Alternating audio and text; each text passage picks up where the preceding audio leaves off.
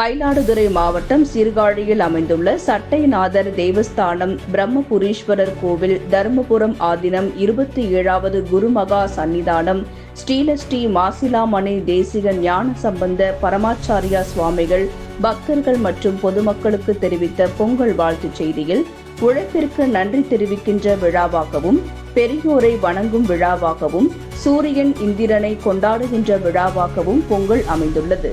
இதில் அனைவரும் எல்லா நலன்களும் வளங்களும் பெற்று சிறப்போடு கொண்டாட வேண்டும் என அனைவருக்கும் பொங்கல் திருநாள் நல்லாசிகளை வழங்கியுள்ளார். இந்த பொங்கல் திருநாளில் அனைவரும் பகுத்துண்டு ஓம்புதல் தொகுத்தவருக்கு எல்லாம் தலை என்பது ஒப்ப ஒவ்வொருவர்கள் இல்லங்களிலேயும் மண்பானையில் அதிலேயுமே 5 விதமான தத்துவங்கள் அடங்கியிருக்கிறது.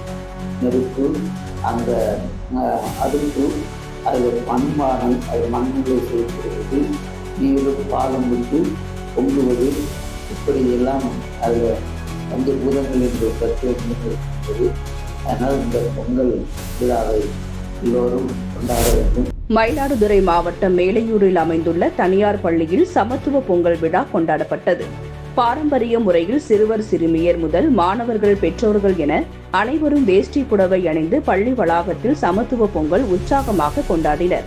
மேலும் மாணவர்கள் மற்றும் பெற்றோர்களுக்கான கோல போட்டி நடைபெற்றது. இதில் சிறந்த கோலத்திற்கு பரிசுகளும் வழங்கப்பட்டது. இந்த விழாவில் மாணவர்கள் பங்கேற்ற சிலம்பாட்டம் உள்ளிட்ட பாரம்பரிய கலை நிகழ்ச்சிகள் நடைபெற்றன. அரியலூர் மாவட்டம் ஜெயங்கொண்டம் அருகே இளையூர் ஊராட்சி சார்பில் சமத்துவ பொங்கல் விழா நடைபெற்றது. இதில் இளையூர் ஊராட்சியில் உள்ள மகளிர் சுய உதவி குழுக்கள் பல வண்ண சேலைகள் அணிந்து சமத்துவ பொங்கலை கொண்டாடினர். தொடர்ந்து செங்கரும்பு, மாவிலை தோரணங்களுக்கு இடையில் வாழை இலையில் பொங்கலை வைத்து சூரிய பகவானை வழிபட்டனர். இதனையடுத்து சமைக்கப்பட்ட பொங்கலை அப்பகுதியை சேர்ந்த பொதுமக்களுக்கு வழங்கி தங்களது மகிழ்ச்சியை பகிர்ந்து கொண்டனர். வைகுண்ட ஏகாதசி அன்று 21 காய்கறிகள் வீட்டில் சமைப்பது விசேஷமாகும். இந்நிலையில் மயிலாடுதுறை மாவட்டம் சீர்காழி கடை வீதியில் பரணி ஸ்டோர்ஸ் மளிகை மற்றும் அபிஷேக பொருட்கள் விற்பனை கடை நடத்தி வருபவர் சரவணகுமார்.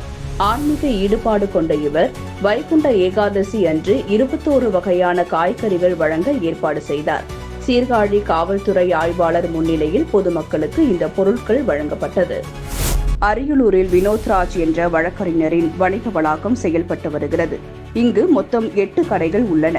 இந்நிலையில் பேக்கரி, ஆயில் கடை, வழக்கறிஞர் அலுவலகம் உள்ளிட்ட 4 கடைகளின் பூட்டு உடைக்கப்பட்டு பொருட்கள் திருடப்பட்டுள்ளது.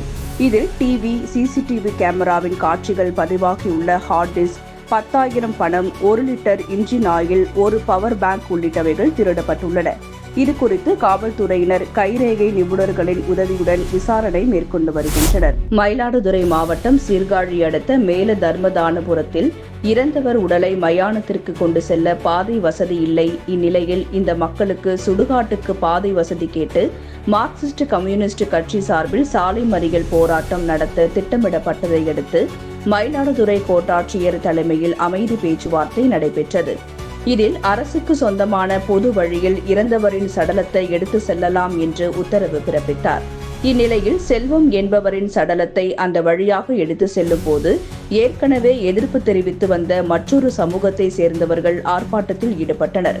தகவல் அறிந்த மயிலாடுதுறை வருவாய்த்துறை அதிகாரிகள் மற்றும் காவல்துறை அதிகாரிகள் மக்களுடன் பேச்சுவார்த்தை நடத்தி போராட்டத்தில் ஈடுபட்ட 37 நபர்களை கைது செய்தனர். பின்னர் பொதுப்பாதை வழியாக சடலத்தை கோட்டாட்சியர் தலைமையில் போலீஸ் பாதுகாப்புடன் எடுத்துச் செல்லப்பட்டு அடக்கம் செய்யப்பட்டது. பின்னர் கைது செய்யப்பட்டவர்கள் விடுவிக்கப்பட்டனர்.